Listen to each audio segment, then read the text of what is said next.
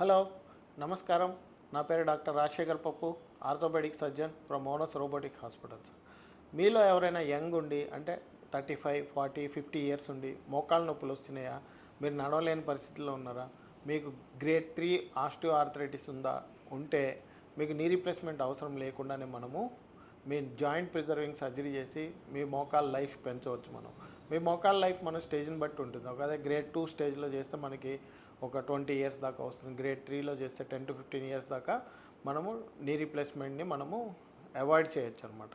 మీలో ఎవరైనా అట్లా కాళ్ళు వంకర ఉండి ఆస్టియో ఆర్థరైటిస్ వస్తే దానికి మనం హైటిబెల్ ఆస్టియోటమీ చేయొచ్చు. హైటిబెల్ ఆస్టియోటమీ యూజువల్గా యంగ్ పేషెంట్స్లో చేస్తారు. బిలో 60 ఇయర్స్ ఉండి కాళ్ళు వంకరగా ఉండి అంటే వారస్ డిఫార్మిటీ ఉన్నప్పుడు మనం హైటిబెల్ ఆస్టియోటమీ చేసి దాన్ని అలైన్మెంట్ని కరెక్ట్ చేస్తాం అనమాట.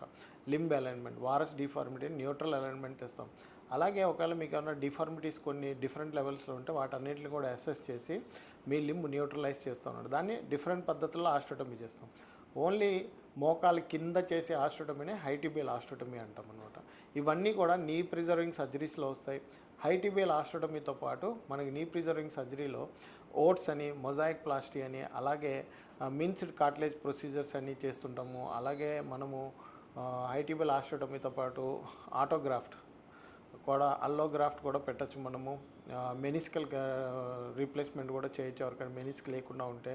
ఎందుకు అంటే మీకు మెనిస్క్ డ్యామేజ్ అయినప్పుడు మీకు ఆర్థరైటిస్ తొందరగా డెవలప్ అవుతుందన్నమాట, వారస్ డిఫార్మిటీ వచ్చేసి. కాబట్టి మనం మెనిస్క్ రీప్లేస్మెంట్ చేసి మీకు అలైన్మెంట్ కరెక్ట్ చేయొచ్చు.